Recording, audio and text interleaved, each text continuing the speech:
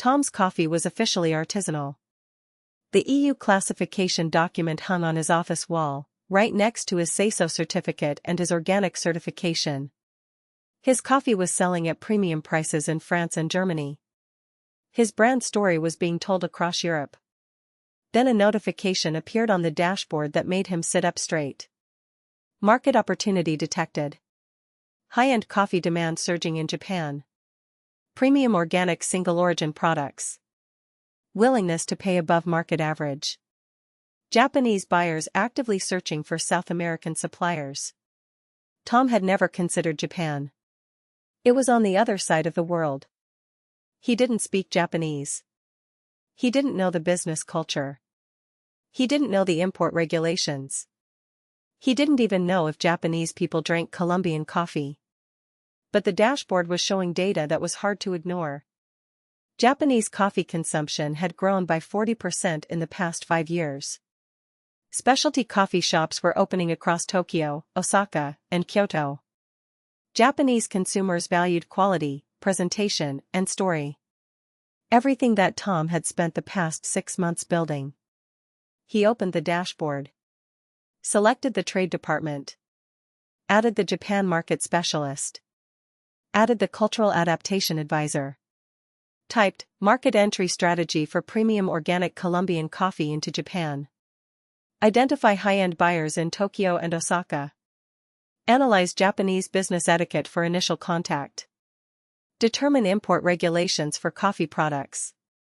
Generate a culturally appropriate presentation package. 30 seconds later, his AI team was active. The Japan market specialist returned a detailed analysis. Japanese buyers valued long-term relationships over transactional deals. The first contact should not be a sales pitch. It should be an introduction, expressing genuine interest in the Japanese market and respect for Japanese coffee culture. The presentation package should be physical, not digital. Japanese business culture valued printed materials, beautifully presented, with attention to detail in every aspect. The cultural advisor provided specific guidance. Business cards must be printed in both English and Japanese, with the Japanese side facing up when presented.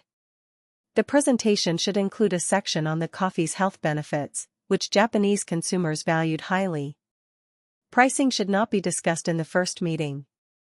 The focus should be on quality, story, and long-term partnership potential.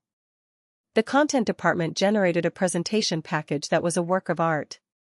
A hand-bound booklet with Japanese-style binding. Photographs of Tom's farm printed on textured paper. Tasting notes translated into elegant Japanese.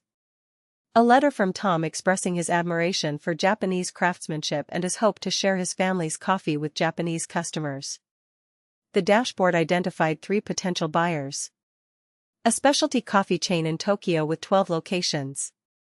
A gourmet food importer in Osaka with existing relationships with European cheese and wine producers. A department store in Kyoto that featured a curated selection of international artisanal products. Tom sent physical presentation packages to all 3. He included his business card, printed in English and Japanese, with the Japanese side facing up in the envelope. 2 weeks later, a response arrived. The Kyoto department store was interested.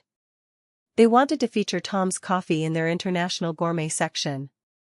They asked for samples and a proposed wholesale price. Tom stared at the letter. His coffee was going to Japan. The country he had never visited, whose language he didn't speak, whose business culture he had learned about just weeks ago. His global coffee brand was becoming truly global. What market should Tom enter next? Tell me in the comments. I'll ask the dashboard to analyze it. Follow Tom's journey to Japan and beyond. gaigroupai.com 7-day free trial. No credit card required.